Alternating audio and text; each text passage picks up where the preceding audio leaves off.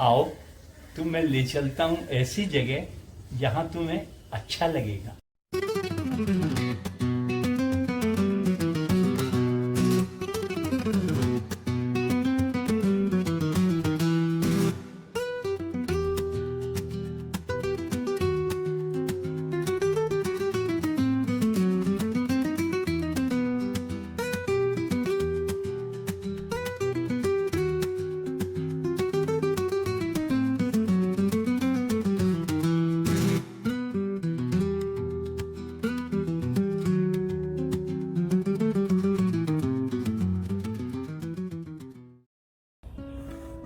जब कभी भी सोचता हूँ कि आखिर मैं कलाकार ही क्यों बना, और वो भी प्रिंट मेकर, तो मुझे मुड़कर पुरानी यादों में जाना पड़ता है। 70 साल पहले, 80 साल पहले, जब मैं छोटा था, मेरा जन्म एक ऐसे धार्मिक स्थान पर हुआ जो बहुत ही प्राकृतिक सौंदर्य से भरपूर था। एक छोटी सी पहाड़ी, मंदिरों का कस्बा, उत्तर प्रदेश का मथुरा जिले का गोवर्धन ग्राम।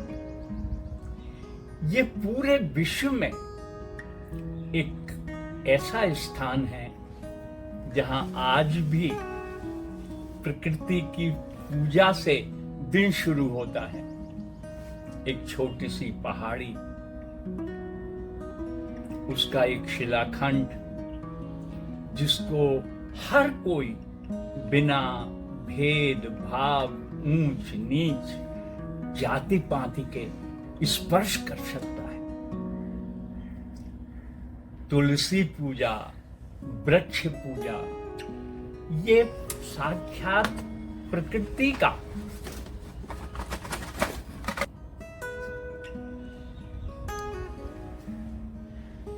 साक्षात प्रकृति पूजा का एक रमणीक स्थान है। धार्मिक दृष्टि से भगवान कृष्ण ने गोवर्धन पर्वत को ब्रजवासियों की रक्षा के लिए उठाया था। पूरा गांव मंदिरों से भरा है। जब मैं स्कूल जाता तो मंदिर की दीवारों पर नाथद्वारा के चित्रकार चित्रकारी किया करते थे। बड़ी सुंदर चित्रकारी, मनमोहक रंग, सुंदर रेखाएं, उनको देखकर मैं रुक जाता था। स्कूल देर से पहुंचता था, घर पे शिकायत आती थी, पर कैसा संयोग था कि शाम होते ही मैं गांव के हामिद चाचा, जो साइन बोर्ड पेंटर थे, उनकी दुकान पे चला जाता और वो हामिद चाचा हिंदी, उर्दू, अंग्रेजी, गुजराती, मराठी, सब भाषाओं में साइन बोर्ड बनाते थे। साइन बोर्ड बनाने के बाद वो एक स्टेंसिल का इस्तेमाल करते थे जो मिनटों में पूरे साइन बोर्ड के बाहर एक सुंदर बॉर्डर बना देता था। ये बचपन से ही मुझे बड़ा मैजिकल लगता था। संयोग से पढ़ाई लिखाई चलती रही। आगे पढ़ाई के सिलसिले में उत्तर प्रदेश के बरेली में आ गया। वहां से कला धीरे धीरे मेरे जहन में उतरती गई और मेरा जुनून बनती गई, और उसका प्रतिफल ये हुआ कि मैं बीए में फेल हो गया। अब क्या करूं? मालूम हुआ कला की शिक्षा का केंद्र लखनऊ में है। मैंने लखनऊ में कला महाविद्यालय में प्रवेश लिया, जहां विधिवत मेरी कला की शिक्षा प्रारंभ हुई। मैं बड़ा भाग्यशाली हूं कि मुझे बहुत अच्छे अच्छे कलागुरु मिले, जिन्होंने मुझे कला के मंत्र दिए। पास करते करते मेरा मन छपाई कला, प्रिंट मेकिंग, ग्राफिक में लगने लगा और मेरे कलागुरु प्रोफेसर जय कृष्णा ने मुझे ग्राफिक की तकनीकी शिक्षाओं से अवगत कराया। नंदलाल बोस ने एक बहुत ही सार्थक बात कही है, एक चित्र जब तक पूरा नहीं होता, जब तक उसे सूफी दर्शक नहीं मिलते। और वो चित्र बड़े अभागे हैं जो स्टूडियो से खरीद कर लोग ले जाते हैं और अपने अपने ड्राइंग रूम में कैद कर देते हैं। वो बड़े अभागे चित्र हैं, उनको दर्शक मिले ही नहीं। और कोई कोई लोग तो आज चित्रों को शेयर की तरह खरीदते हैं और लॉकर में बंद कर देते हैं। ये चित्रों का अभागापन है जो शायद उसकी कथा व्यथा वो चित्र ही जानता है कि एकांत में कैद होकर न मुझसे कोई बात करने वाला है, न मुझे कोई देखने वाला है, न मेरी कोई कमी निकालने वाला है, न कोई मेरी अच्छाई बताने वाला है। वो चित्र बड़े अभागे होते हैं। सृजन डरपोक आदमी नहीं कर सकता है। कला सृजन के लिए अंदर से मजबूती चाहिए, एक आत्मविश्वास चाहिए, एक कैनवस से लड़ने के लिए एक हिम्मत चाहिए।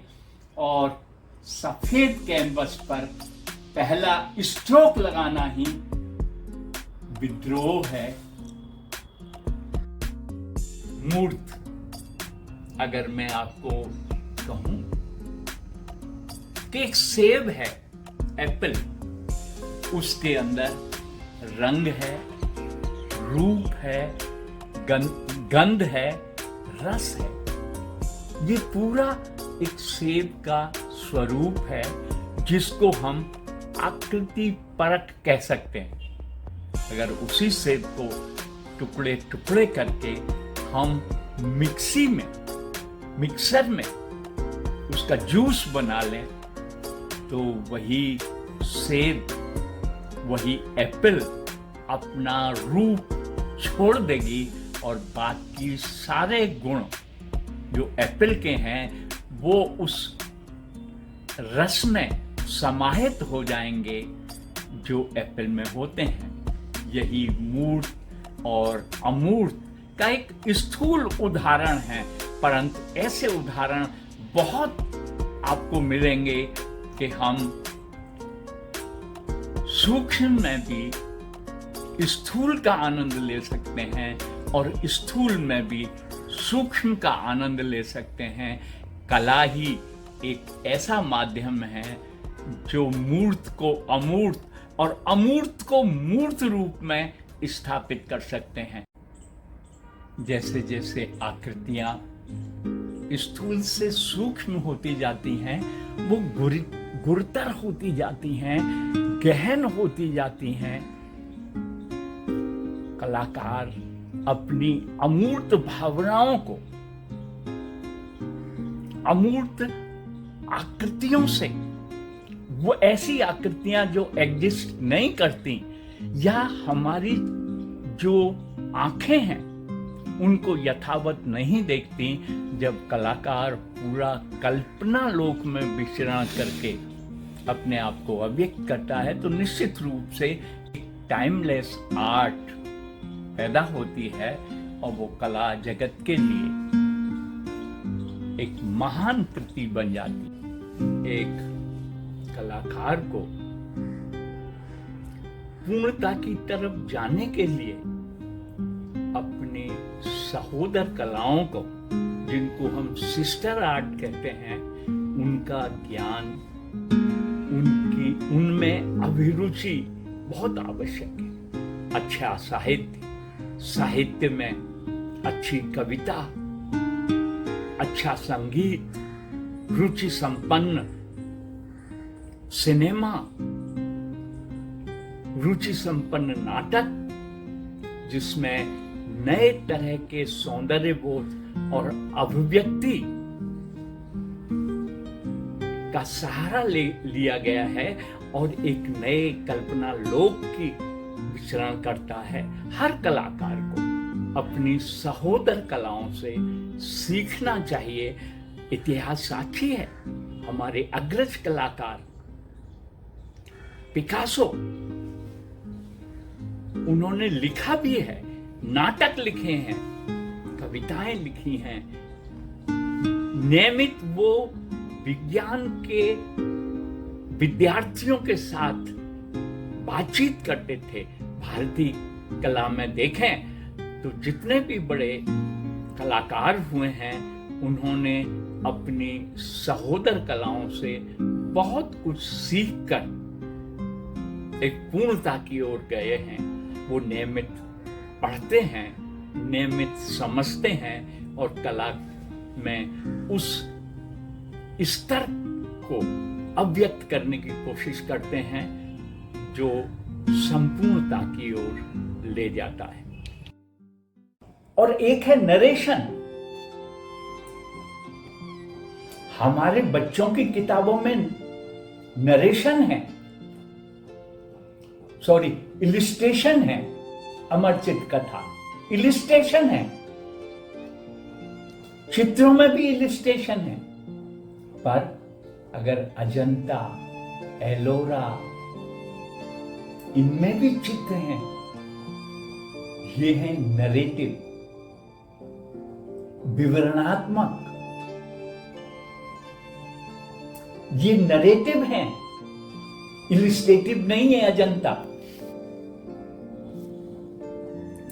कलाकार ने अनुभव किया बुद्ध को, उसकी आकृति को इमेज किया और फिर दिखाया पत्थर में, फिर दिखाया खुजराहों में, जो उसने अनुभव किया उसको मौलिक रूप से अव्यक्त करना कला है। वो विवरणात्मक कला है जो बड़ौदा ने एक स्कूल डेवलप किया, नरेटिव स्कूल पेंटिंग में, जो बड़ौदा की देन है।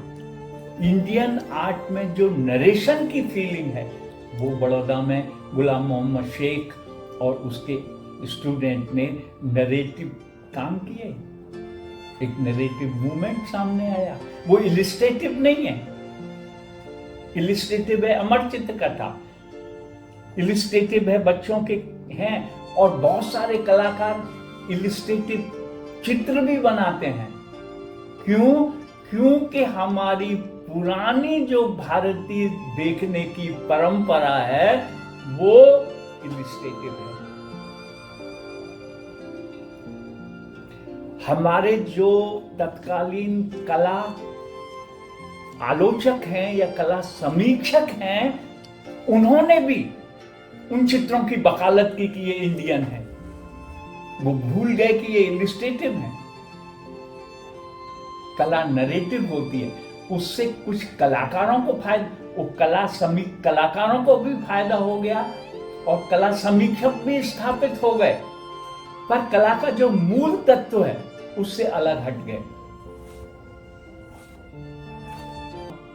प्रश्न उठता है कि भगवान है क्या? ये तो हमने नकार दिया कि जो ये अवतार हुए हैं हमारे धर्म में, ये पूर्ण नहीं है। 14 कला, 16 कला, 18 कला, मतलब इनकी भी एक लिमिटेशन है। भगवान क्या है?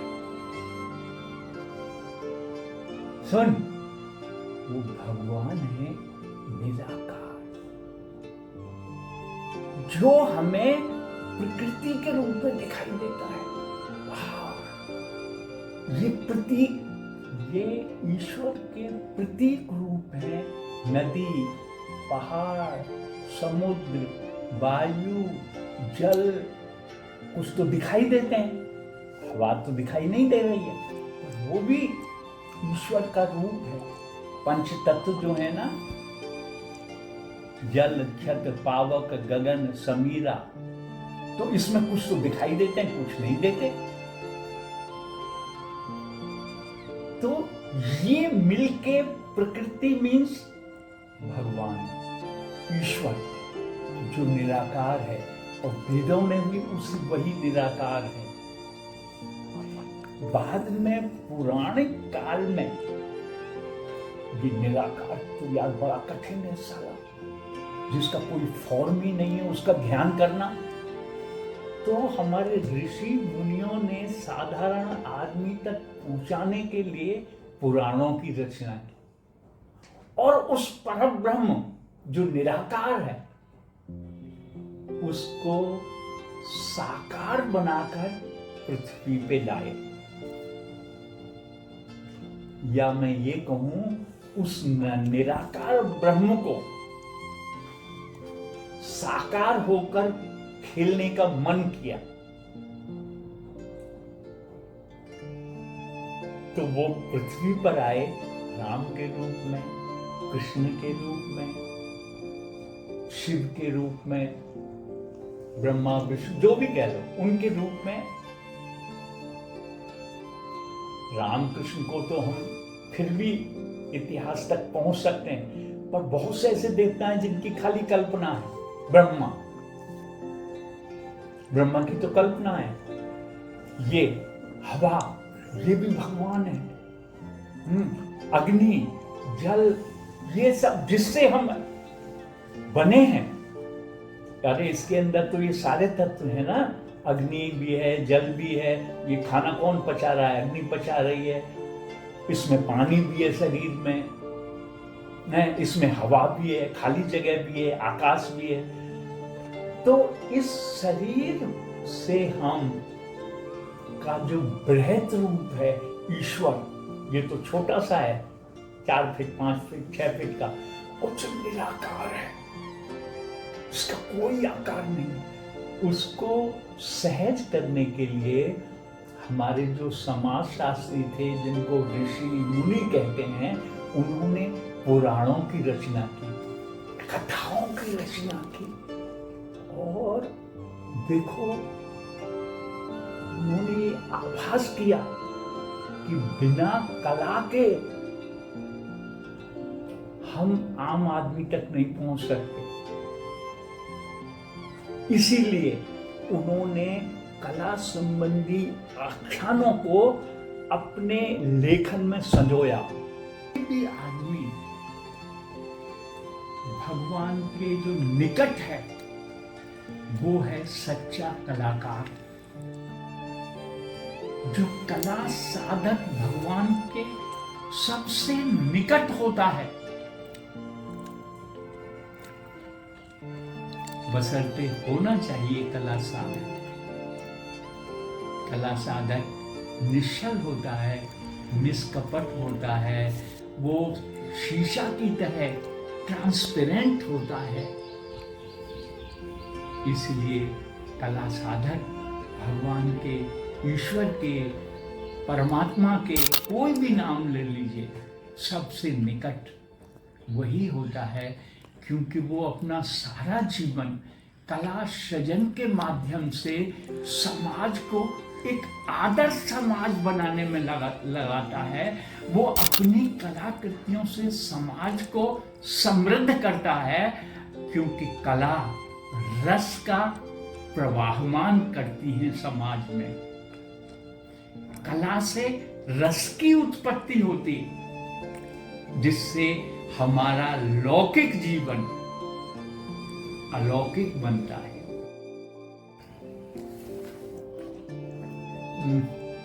कला के साथ एक समस्या रही है दर्शकों की।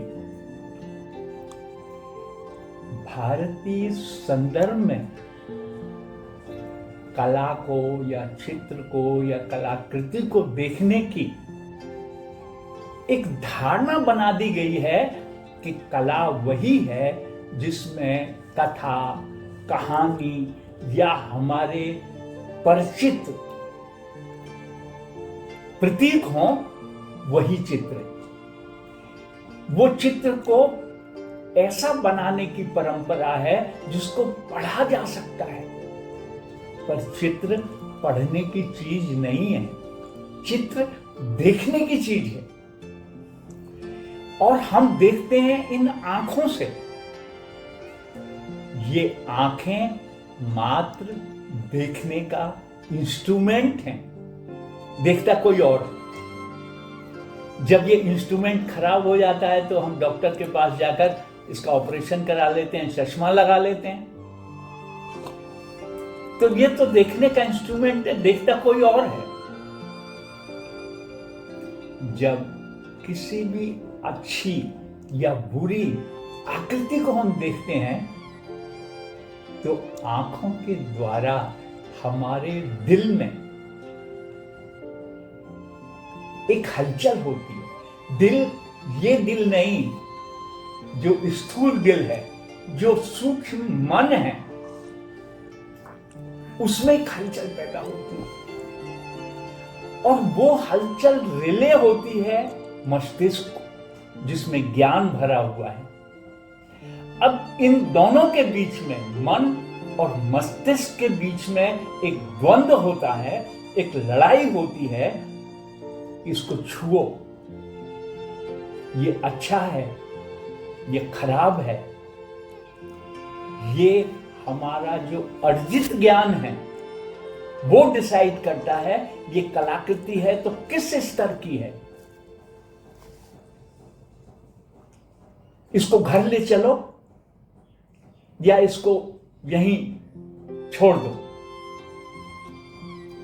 वो डिसाइड करता है कि उसका आनंद, उसकी चित्र को समझा नहीं जा सकता, चित्र का अनुभूति की जा सकती है, चित्र का आनंद लिया जा सकता है, चित्र से घृणा की जा सकती है, पर चित्र को पढ़ा नहीं जा सकता, चित्र को समझा नहीं जा सकता। जीवन भी क्या चीज है यार, कैसे कट गया। ऐसा लगता है मुट्ठी से रेत फिसल गई। लगता है अभी तो कला शुरू की थी। क्या जीवन है। पर इसका उपयोग करना ही कला है, नहीं तो बला है। जिस कलाकार ने अपने जीवन का जितना अच्छा उपयोग कर लिया समय का सार्थकता के साथ, वही सफल है। और कला किस स्तर की हुई, क्या हुई, ये आगे आने वाले लोग जाने। मेरा काम है रचना, बनाना, अपनी बात को कहना। जैसे चिड़िया चहकती है ना, उसी तरह से कलाकार भी चहकता है चित्रों के माध्यम से। उसका आनंद जिसको लेना है ले, नहीं लेना है मत ले। मेरा काम रचना है, बनाना है, यही मेरा जीवन है। चरै बेती, चरै बेती, चरै बेती, चलते रहो, चलते रहो, चलते रहो।